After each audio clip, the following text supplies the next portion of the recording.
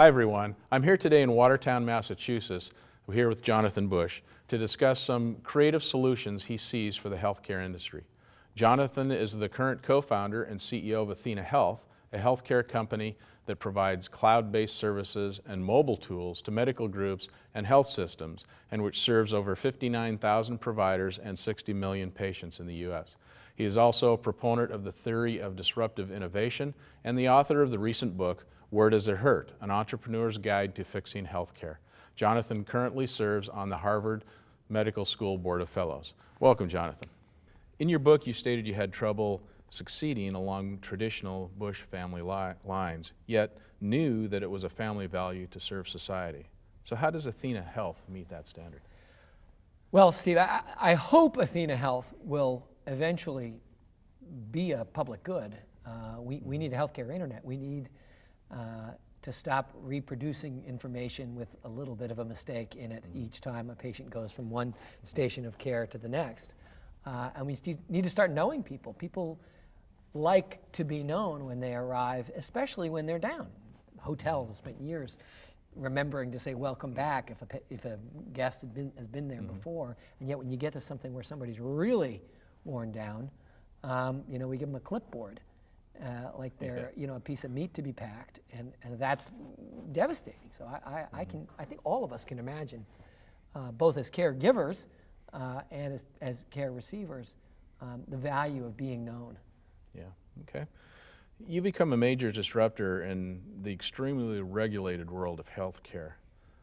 What possessed you to choose health?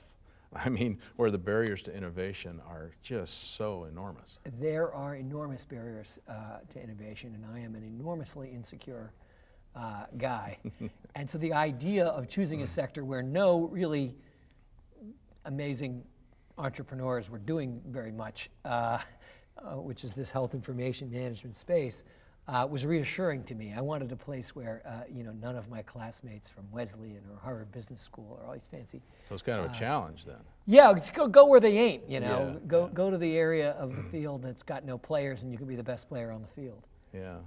Providers struggle through a tsunami of payer requirements and government mandates just to get paid for services rendered. How does Athena Health streamline this process? It's a great question. It actually gets back to your earlier question, Steve, about the social mission of Athena Health. I actually think a big part of our social mission is to get that scut work out of the exam room. The opportunity cost of physical therapists or doctors spending their time defending what they're doing to some abstract auditor in the sky at the insurance company or in the government, or a malpractice attorney or other things, just distracts from their ability to be impactful and just weighs them down. It destroys the humanity in this very human thing. And so by pulling that work into the cloud and doing it at scale really, really well so that there's few mistakes, few statements going to patients that surprise them, and few kind of kickback from insurance companies and legal folks on caregivers, opens up a huge amount of space to be used creatively delivering care. That's a huge part of what we do. Yeah, it's just crazy to think that physicians and physical therapists working at their highest skill level to take 25% of their times being data input people. It doesn't make sense. Oh, it's the great story we have at our institutes of Woodrow Wilson. President Wilson happened to be a really good typist, and they finally had to corner him and say, you have to stop typing your speeches. We're canceling head of state meetings so that you can type. And he says, but I'm faster than my assistants. We'll get you more assistants, but they can't do the head of state meetings. And this is the same idea with physical therapists and doctors, is they're doing tons of stuff that are a total waste of their time, and then we go around saying there's a shortage. Yeah, it's crazy. What trends do you see that are gathering on the reimbursement horizon? Well, obviously, the insurance companies have been paralyzed by their own growth, by regulatory caveat. And so the opportunity to be the financier of care, to be the risk-bearing entity, is wide open. And in every specialty, the opportunity to be more of a product manager of care as opposed to a straight-up fee-for-service. We'll sell recoveries. We'll sell returning to work rather than an hour on a knee. Is the movement that we're seeing emerge. We saw Cleveland Clinic, I wrote about it in my book, is actually selling fully fixed hearts. They're not selling DRGs, and they're saying, we will fly you here, we will fix you, and we will return you, and we will do your rehab for you or finance your rehab at home if you use us. That idea is they're sort of being a mini insurance company, aren't they, around that one, let's say, valve remodeling, heart valve remodeling procedure. We're seeing this with hips. The government is offering, episode-based pricing. The ACO program is an example of a little bit of that. And obviously all the Medicare Advantage that we're seeing, particularly up in Seattle, is a huge example of that emerging role of the caregiver as payer as well as provider. Product manager is what I like to think of. Yeah, and on the provider side of, is it unrealistic to think that instead of just spiraling down these payments all the time to make us work harder and harder for less and less, perhaps we can be paid more for a job well done in a different way. Right, exactly. I mean, if you get people back to work more effectively, you actually can have an opportunity to make more money, making people recover better, right? All kinds of opportunity for creativity are opened up, and for profit, where you're not just working by the billable minute. And that's where, that's the American dream, right? It's to create economic rents through creativity. And this is what hopefully will continue to progress. I know you're not a doctor, but I also know, because I read your book, that you've discovered a new disease. So for those that aren't familiar with it, can you talk a little bit about the upper right quadrant syndrome? Yes, URQS. I give a lot of speeches to doctor groups, and they always talk about various clinical discoveries that they've made in their peer-reviewed journals, and I felt I was being left out. So I came up with my own, which is when an organization or institution becomes successful long enough, they actually have less to gain by evangelizing and allying themselves with new customers than they have to gain by screwing their existing customers and their existing cost sources, their existing employees. And so corporations slowly, inadvertently, as they succeed, turn on their customers. And right now we're seeing this. Obviously, we've seen it with Microsoft being lamer and more expensive with less cool stuff every year. And the lots of dominant companies in our lives are like that. And until we disrupt them, the way Apple did, we sort of suck it up, and then we drain them later. The same thing, I think, is happening in a lot of the major hospital systems, where they have sort of dominant market share and they're really not that interested in reducing hospitalization and getting people back to work, and they don't really have a logical competitor anymore because they've merged with their competitor, which we've seen in a lot of markets. And so they're developing this case of URQS. I find it very ironic in healthcare, because if you actually meet the people in a hospital system, these are extremely socially oriented people. Many of these systems are nonprofits, right? They're charities, but they actually end up operating like sort of Rockefeller monopolies, despite their sort of original intent. So the only way for them to really grow is with no competition, then they just increase the cost, which increases their revenue. There you go. That's it. Just bill more and pay less. Obviously, the goal of the book and the goal of the company is to equip, our company is to equip caregivers to take on a larger frontier, take on the whole dollar, not just the professional dollar, and then make money on the savings they generate, right? Or to take on a larger span of patients than just those who happen to sit within 20 miles of their building. These are the kinds of things that allow for the creative, evangelical orientation. Come along with me. I'll give you that. I'll make it whole. I'll make you whole. On that LL Bean boot that you're not happy with, because there's so many people that need to learn about the beauty of LL Bean. I don't mind if I lose money on your boots, right? Yeah. That's the culture that we like in American business. And when they start to say, "Screw you," you didn't read the fine print, we start to really revile businesses. And the goal is to get our clients, to get the elite, brave folks who have gone to the cloud already, to be the ones that are those LL Beans. Yeah, definitely. So many people, including you, have said that the key to invigorating healthcare is the healthcare sector is to give patients more information with which to make decisions.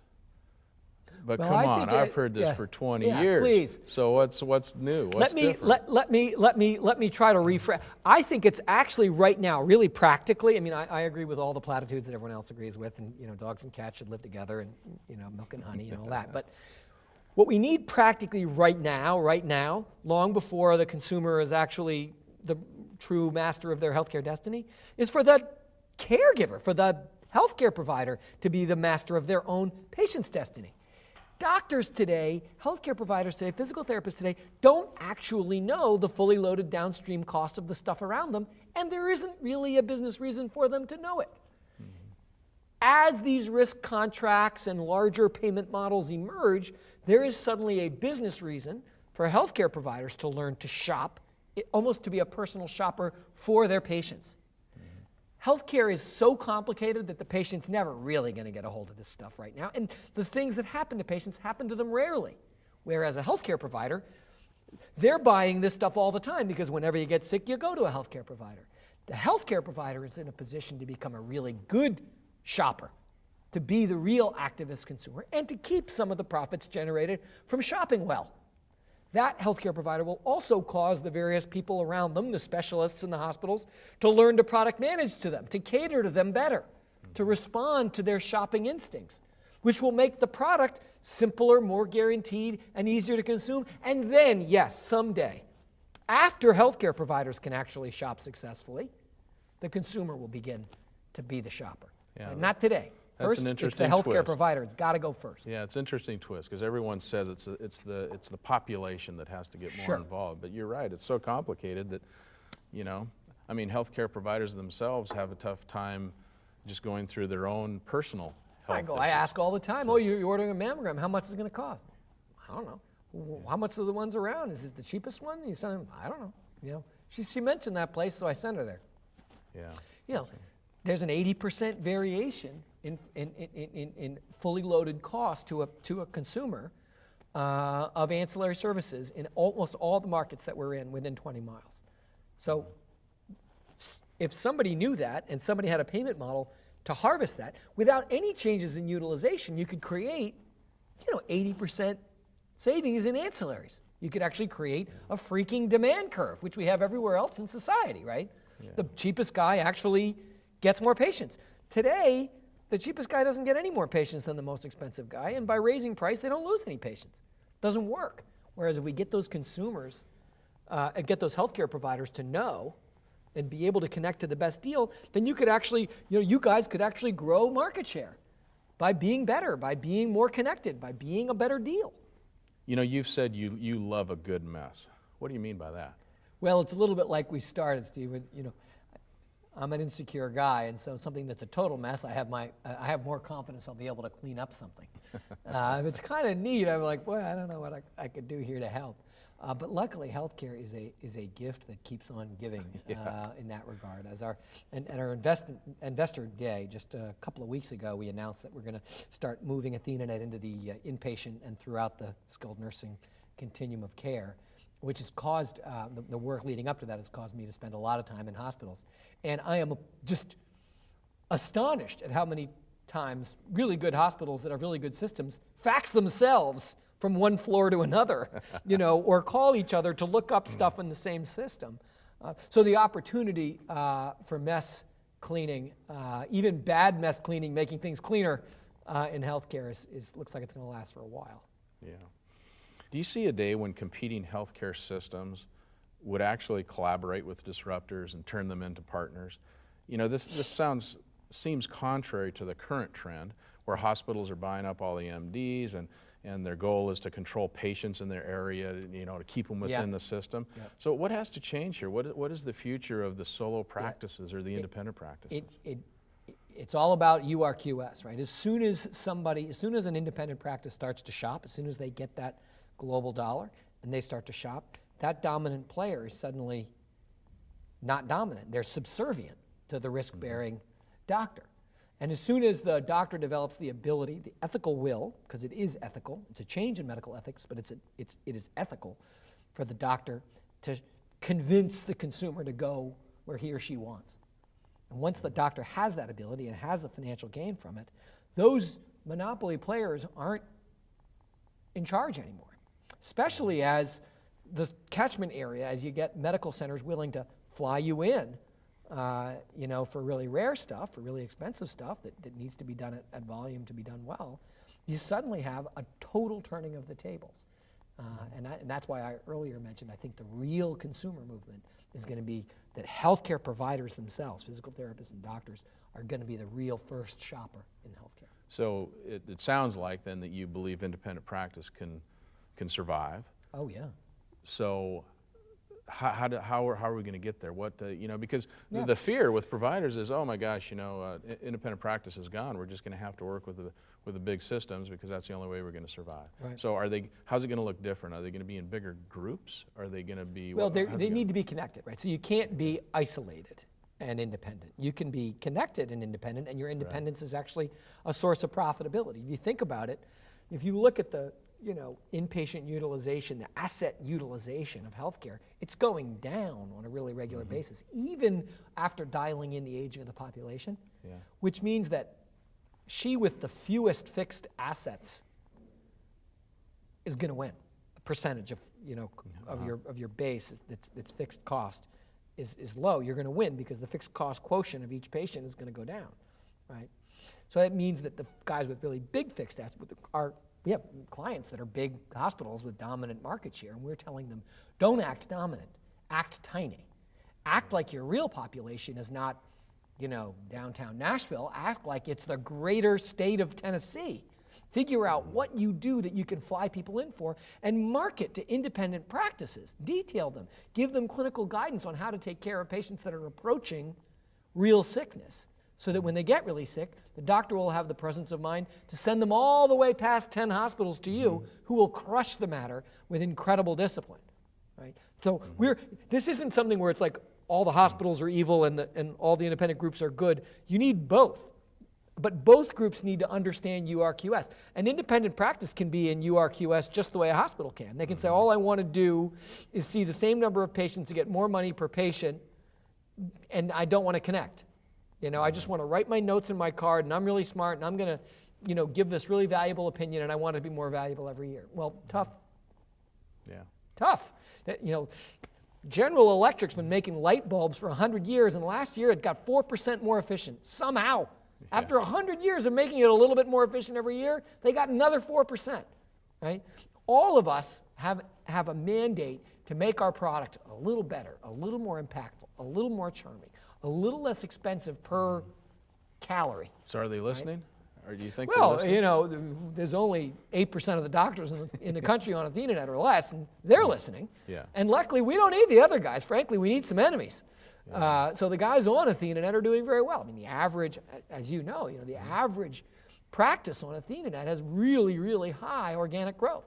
They're generating more patient volume, north of 8 to 10% patient volume increases, collections per doctor increases every year as they get rid of the overhead and the exhaustion and as you pointed out earlier, the 25% of their time doing nonsense, right? There's a lot of room for them to actually be cheaper on a per patient basis, but make more money on a per provider basis. And that's what you need to find that balance, right? First you eat through your dead time, and you turn that into revenue time, and then you eat through the rest of the healthcare dollar outside of your office, right? Southwest is a great model of this, right? Their pilots make the most money, but the seats cost the lowest dollars per mile. Why? Because the pilots push out the planes, and the pilots serve the peanuts, and the pilots, everybody at Southwest does whatever they need to do to make sure that every year the turnaround of a plane is a little more efficient. They get a couple more hours a year of that plane in the air and not on the ground costing them money, right? That's all of our mandate here.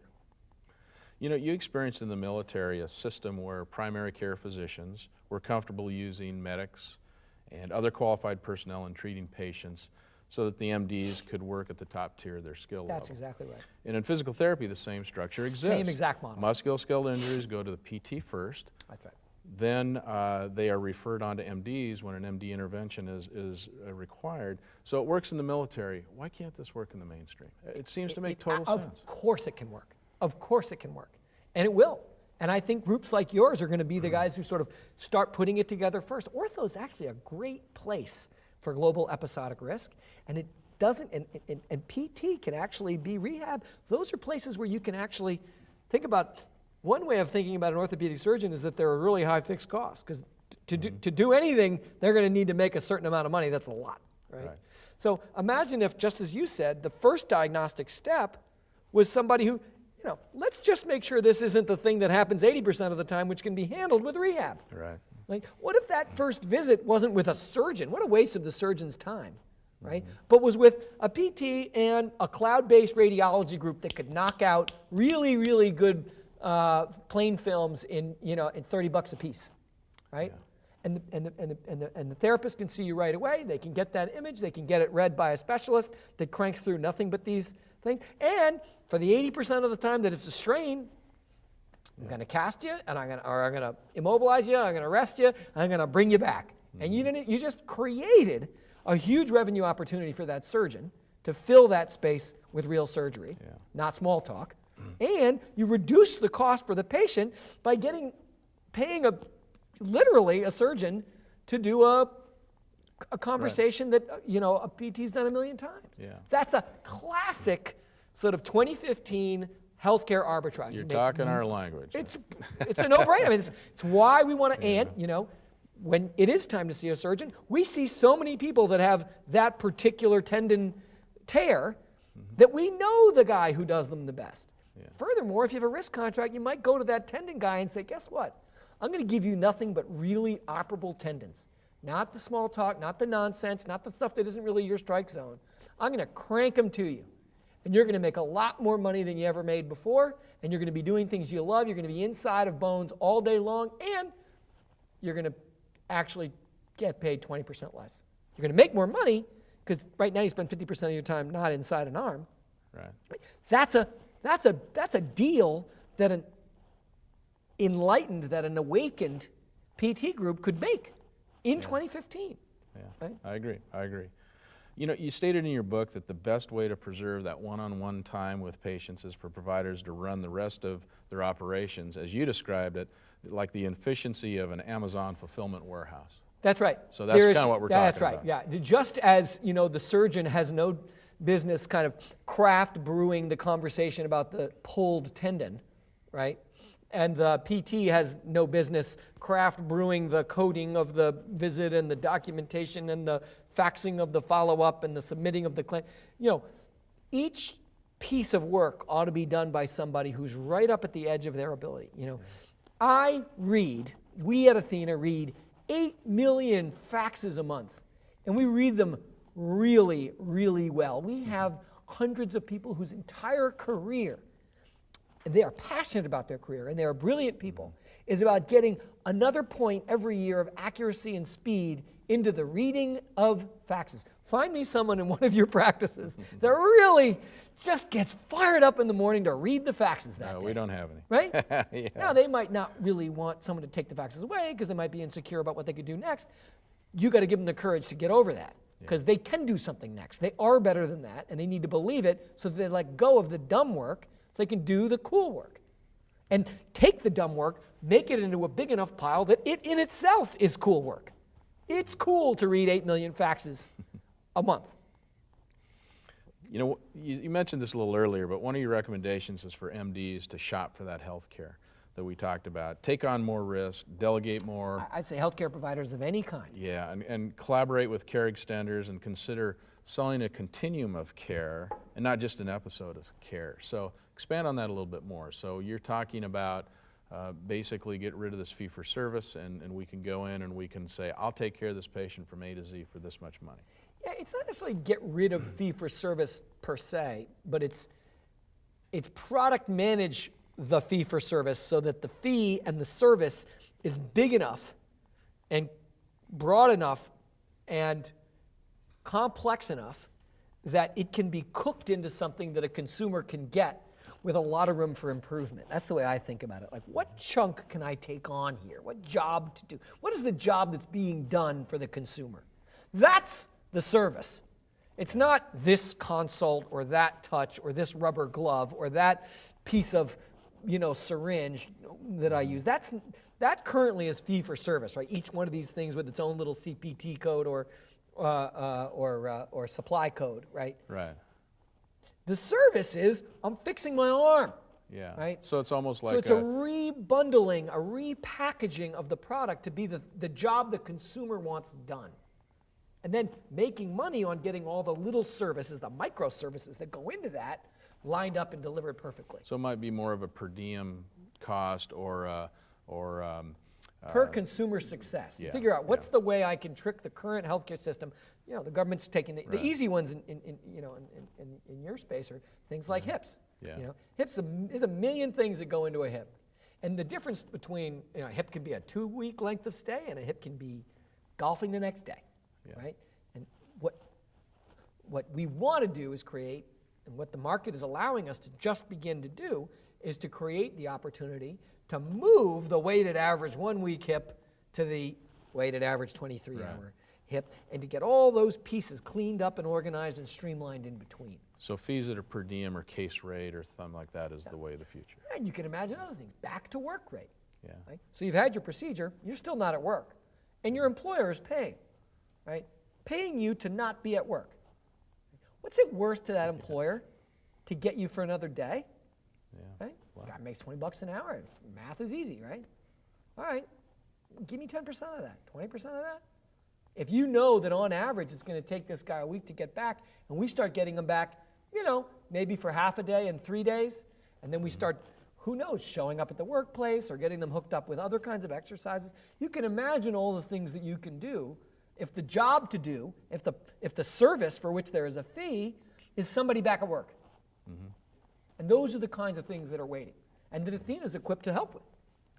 You've personally had a lot of iterations in your healthcare quest.